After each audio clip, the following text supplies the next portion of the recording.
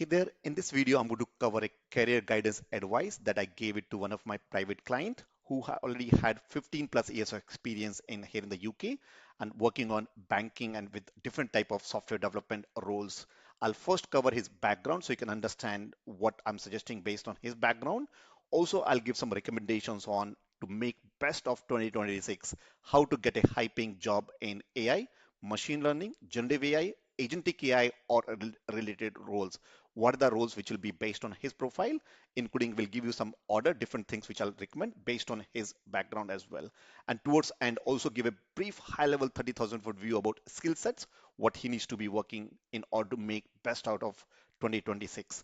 Also how he should position his own resume as well as LinkedIn. And of course, I cover a three-step framework with all of my clients where we go from taking you from not confident to super confident on these domains, and then from not getting interview calls to multiple interview calls, and then from interview calls then converting him to high paying job.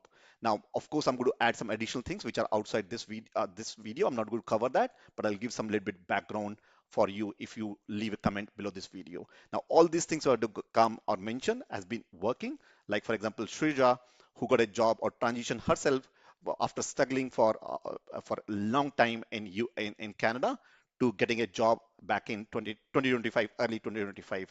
This is what she has to say about transitioning from DevOps to MLOps. And it's not only her, but tons of guys, Dinesh getting job as a program manager, Steve getting job as an AI engineer, or Debashish getting a job as again AI engineer, SJ doubled her salary and so on. So with that, let's go and look at what exactly his background is.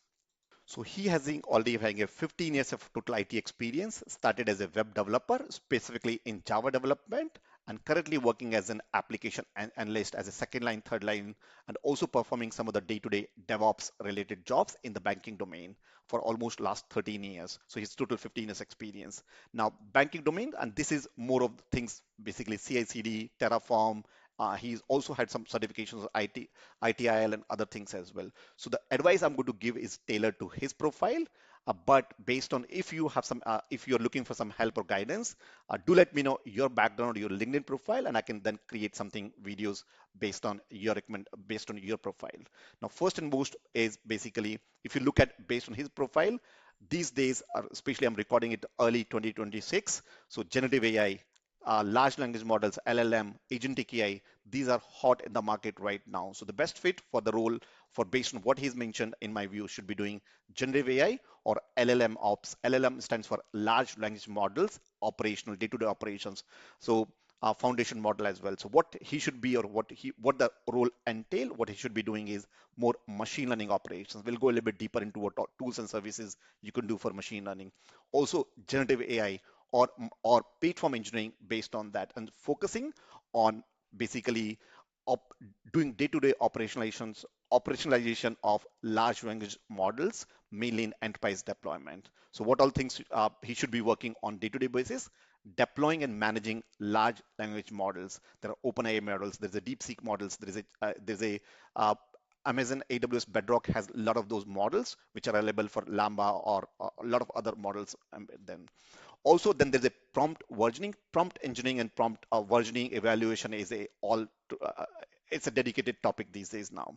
Also, RAG, which is a retrieval augment generation, pipelines, building them, vector databases, embeddings, chunking for your customer specific knowledge bases as well. Also, from that point of view, observability, which is logging, monitoring, tracing, and all those things, including costing, security, and so on. Then CI/CD, continuous integration, continuous delivery on for GenAI workflows. If let's suppose you'll be Oracle, if there are some implementations happening for machine learning, also CT, which is continuous integration, continuous training of these models, and continuous delivery and deployment. And of course, if you're coming from a banking or healthcare, guardrails, governance, compliance are very, very important. Now, why this role fits for this particular individual? There's a DevOps plus CI/CD plus Terraform. These are the core requirements for this job, which is already he has done some part of that. Also, there's an application analyst. He's already working as an application analyst, so working as a production reliability. Also, coming from as a banking domain, healthcare domain, the governance is a big thing. So governance point of view, and of course, he's already had A lot of change management, incident risk management for AI systems, same companies expect as well. Now, what skills to add? Python, of course, again, not if, like, let's suppose you're in a situation like that, if you're working as a developer or development, go all in about Python, especially frameworks which are available or implemented for agentic AI, large language models. And if you're an architect, if you're planning to work as an architect, then go more about is high level understanding of those Python libraries, frameworks as well. Of course, LangChain, LangGraph are more important. Other things is vector databases. There are different vector databases. So look at top 3, 4 vector databases, implementation of that as well. And then tools like MLflow, Kubeflow, PromptFlow as well. And then of course, LLM evaluation and monitoring. This is the key point basically for you'll earn a lot of money on this particular skill set. That's one. Other job roles you can do is machine learning operations, but then modern type of MLOps. MLOps has gone, uh, a lot of improvement has happened in the last 3, 4 years from traditional machine learning to now generative AI aware machine learning operations on here. If you look at the modern MLOps, we'll be also making, as I said, GenAI aware, so supporting both classical machine learning as well as generative AI related models that you're working. So model lifecycle, there's an additional thing now, prompt engineering and entire prompt lifecycle. So management of prompt workflows and all those things, including feature store, embedding stores that you probably already are aware as a part of machine learning operations engineer. So what you'll be doing, you'll be building training pipelines, model and prompt registries. So you have a model registry, which will store all the models, as well as a prompt registry will store all your prompts and related prompts that you can reuse and version control those prompts in prompts as well. Of course, CI/CD for machine learning, but also generative AI. Also, any drift detection on the data, as well as embeddings for related to that you're doing for generative AI. So additional things on that you do. Now, why it fits again, you already have a DevOps background, you're already doing Terraform and CI/CD, and then also banking finance sector also does machine learning operations talent. There are a lot of already machine learning operations or MLOps already working. Now, what are the things you should be working on? AWS is SageMaker. And similarly on Microsoft Azure has a ML Studio, MLflow, Kubeflow, Docker and Kubernetes mainly for deployments, containers and Kubernetes, Python, and of course, if you're working on cloud, a lot of these banks run on cloud. So there's a Azure Container Services, AWS Container Services, which is EKS, Elastic Kubernetes Services. Also on these both Bedrock as well as SageMaker on AWS side, and on Microsoft you have ML Studio and Foundry, that is a new service that's being covered. So that's second job that you're doing. Another job will be probably agentic AI. That's something you can also look and work on agentic AI. So things like again, uh, specific in agentic AI also, you are not doing for research related agents, you'll be doing production agent type. That's very, very important because there are different type of agents you can build or work, but you'll be better on production type agents. So what you'll be working, mainly multi-agent, more than one, multiple agents talking to each other, multiple agent workflows, workflow orchestration of these agents. Also what are the how agents reliability, timeout, retries, fallbacks, all those things you're doing. Also management and monitoring of entire agent. And for agent, we have a separate, I'm going to do a separate video recording where we'll go deeper into what all things you can do from to build, go from a complete beginner on agent or agentic AI to expert in agentic AI. Again, why this fits this role? You're already doing operations. Banking has a lot of these roles. DevOps, same orchestration, taking it to the next level for agentic AI. Now, what are the things that you should be doing, working on for? LangGraph is there. There's a Crew AI and AutoGen from Microsoft agent framework that you should be doing. API gateways, policy enforcement, observability tools. These are the core tech you should be working on. Now, another job you can do is applied AI or machine learning engineers, but again, LLM focused, not from a research or data science point. A lot of guys go on to data science. That's more mathematical focus, more research focus. So you don't want to go data science direction. You want to go on to machine learning, but focused on integrating AI into production environments. Also, RAG systems, retrieval augment generation systems, and more featured engineering on the machine learning pipeline side. Why? Because Java background, application analyst background, domain expertise in banking, have a lot of these roles are available in that. So these are more what you need to fill or what you need to do is machine learning fundamentals. There are models, how do you do them, or deep learning models as well. This is more a little bit more development focus as well, if you are more inclined towards those types. So that's a fourth role you can do. Fifth is an AI platform or AI enablement engineer. There are a lot of enterprise level AI platforms are building. Microsoft has built this own AI or Microsoft Foundry. Similarly, on AWS has that Bedrock platform for agentic AI or AI-based applications. Similarly, a lot of these companies are building their own platforms, so that's what you should be working on.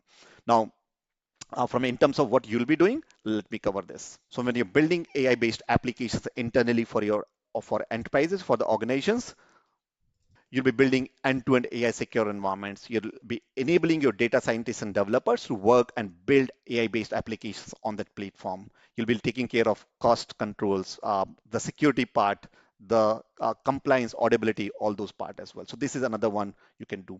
Another option you have is options based on your background. AI solution architect, both for generative AI and machine learning. Now, again, I'm not going to go deeper into these, but you will be working on designing end-to-end AI systems, machine learning systems, generative AI-based systems, LLM-based applications you'll be building. You'll be selecting models, the platform on which you're going to deploy, or guardrails, security, governance around that. And basically, these are aligned to the business requirements that you do. Now, these are some of the jobs and not limited to these, but this is the order in which you have mentioned you can do and work and implement. Now, what skill sets you should be doing from very basic, and of course, we're going to go a detailed plan for you. If you like, I'll be sharing within in my team internally as well. So you'll be doing foundation level Python from a depending on the level you are, the frameworks, libraries. If you're working as a developer or go on a development part, go on about for machine learning and generative AI based pipelines building, machine learning fundamentals, all the different models that you're doing. Git, CI/CD, and as I said, CI, CD, and CT training as well. Then for GenAI, core services like large language models, foundational models, APIs, prompt engineering, RAG, LangChain, LangGraph, token, vectorization, those parts in GenAI related. Then agentic AI, how do you invoke tools? How do you do orchestration, design of different type of agents, multi-agent frameworks, uh, failure handling, human in loop. There are different design patterns. Understand them. From an ML flow point of view, machine learning operations, ML flow, cube flow, and then model registry, prompt registries, monitoring, drift deployment, all those things that you do in an ML ops. And then of course, governance, risk, compliance, security, auditing, those part as well. Now, the final tip I'm going to give is rather than saying in your resume that I'm learning, I'm doing, or transitioning, use things like, depending on the background, in this particular case, which I mentioned earlier, you might want to write, position yourself as a GenAI or MLOps engineer with banking and enterprise ops software as well. So your production, you need to position yourself as a production ready. So this is on I'm giving a high level 30,000 foot view. Now for continue, I'll continue in terms of, as I said, three things or three positions or other thing you should be doing and refining is these two parts, which is creating a optimizing your LinkedIn, and then creating a ATS compliant resume based on the job description. And of course, doing the hands-on project-based learning, which I'm going to cover separately. But if you're watching this video and if you have any questions like this below this, or you want me to comment on your what should be right for you based on your background, leave a comment below this video, your LinkedIn profile, what advice you do, or ping me on LinkedIn directly. I will be able to help. I'll put my LinkedIn profile below this video. Do let me know also feedback, what any additional suggestions you're going to give based on this profile. If you have any suggestions or any questions why I'm doing this recommendation, do let me know. And with that, this is Atul from Team K2 Academy. Thanks for watching this video. I'll see you in another video. Take care and bye for now.